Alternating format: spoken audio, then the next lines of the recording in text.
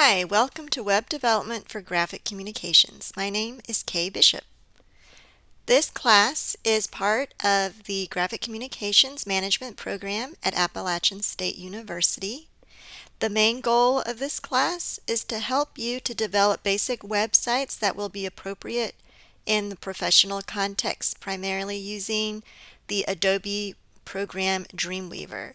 Before we get started, I just want to introduce myself in this video and kind of give you an overview of the course. First of all, I want to show some clips that are 1 second long of each day or mostly each day of my life in the previous semester.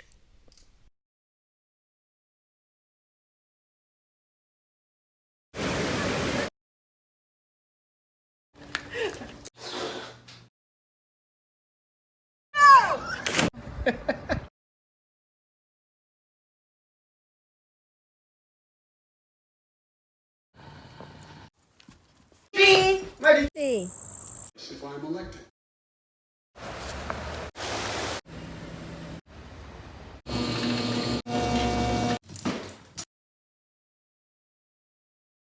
Happy birthday, monkey! Dad is like 20 years.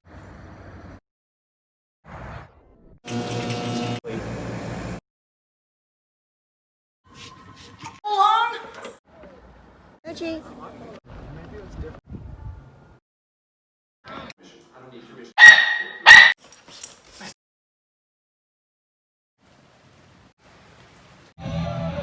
Oh wow.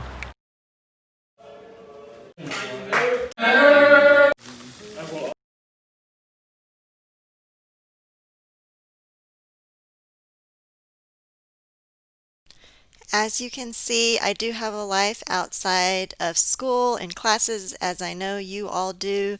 I have 2 teenage boys that keep me busy, and we also got a puppy right before the quarantine hit, and so she also keeps us busy. Her name is Mochi. She's a Havapoo, and you may hear her in some of our videos or Zoom calls, so just want to give you a heads up on that. So more about myself, a little bit about my personality. As you can see in the video, I've got a nurturing side. I did a personality test before that kind of put me as either Barbara Bush at one point, and then I retook it, and it had me more like Bob Dylan. So I feel like I'm kind of a mix of both. I really do have that nurturing side. I have an art education background. I started an art education program and taught art education to kids from preschool up through high school at the Turchin Center, and then also at my home. So I have that background, but I also am a creative, and so I have a creative spirit at heart, and so I really approach that and bring kind of an art background as well as a design background into my classroom. I was a graphic designer, was an art director for a magazine in the Chicago area for many years, and then worked in book publishing, editorial, and as a freelance graphic designer. And so that's kind of where I'm coming from. I was born in Taiwan, and that's where I get my name. Kai, you'll see it spelled as Kai, but what happened when, as a child of immigrants, when my parents immigrated to the United States, they changed it to K to make it more American sounding at the time, so I've just always gone by K, K-A-Y. So either way is correct. I'll answer to both. This is an asynchronous course, and even before COVID hit, it's always been a web-based entirely web class. I will talk a little bit more about my virtual office hours and what it means to be an online student. Like I said, I got my master's the College of Ed at App State, and it was completely online, so I understand the challenges of being an online student, but also the advantages. So we'll address some of that too. So I want this to be an interactive online community. So it's not just out there in some web space and you don't have to think about it or interact with anyone. So it is going to be a community. We're going to have some discussion forums so that you can get to know your classmates. Since it's asynchronous, there's no required class time or scheduled time. There are optional Zoom meetings that I'll try to do every week. there is an initial survey that you'll take on as you learn so that I can gauge kind of what's the best time for this class. And so I will let you know after the survey is closed. But I will schedule some Zoom meetings so that we can have that face-to-face interaction should you need it. So I will record all those meetings. If you can't make it during that time, you can always go back and watch it. So it is important that you do try to watch those if you can't make it live so that you know what's going on in the class. There's a help Q&A forum on As You Learn as well, so if you have any questions, you can use that. I will post some things that may be helpful resources in that forum for you. You can always email me. You can contact me if you want to meet with me virtually in Zoom. I will have virtual Zoom office hours on Fridays from 10 to 12, but if that doesn't work for you, just let me know. I have a schedule that's linked on the course page on As You Learn that you can look at from week to week.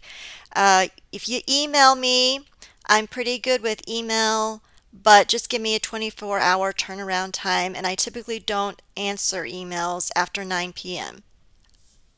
Study groups will be really helpful in this class. There is a group project for one of the final projects. We have 3 final projects in this class. This course is structured in 9 modules, so all the 8 modules are building up for Module 9, which is our final projects. And Module 9, you'll have 3 weeks to complete 3 final projects. And the second final project is a group project. That's where you'll create a professional site with 2 or 3 peers, or 1 or 2 peers. And so you want to keep that in mind when we do some discussion forums. You can be on the lookout to see who would be good for you to pair with or partner with for that project. And if I'm going to have you sign up early on so that you can even start working with your group if you want to on the homework assignments. So I've had students do that before and form study groups based on that grouping, and I would recommend that. I think that would be a great way to work if you're able to do it virtually or meet at the library or whatever may be convenient for you and your group. I want to talk about some online student challenges.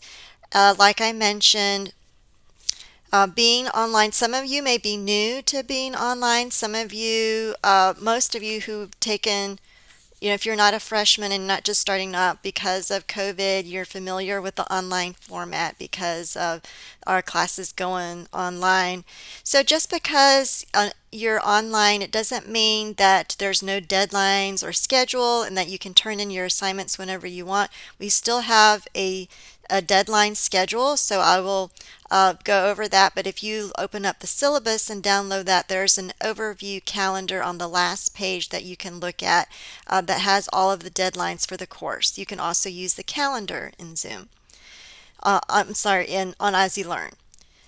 I actually think that an online class is harder because you have to really be independent and self-motivated to keep up with all of the work. You have to keep yourself accountable.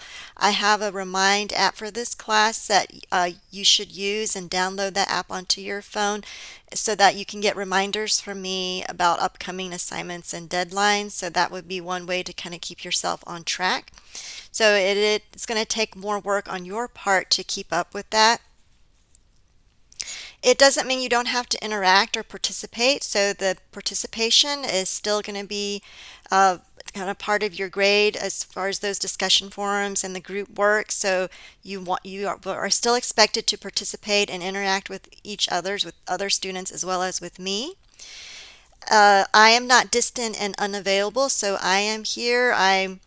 I often am on campus and I live in town, and I'm always just a email away or a Zoom call away, so you can always schedule an appointment with me, or if we need to meet in person, that is a possibility too. I have an office on campus that we can use if needed, so we can communicate about that. An online class does mean that you have to stay on top of your weekly assignments. So most of our assignments in this class are due on Tuesdays by midnight. So the cutoff is midnight. So make sure you get your assignments in before midnight on Tuesdays.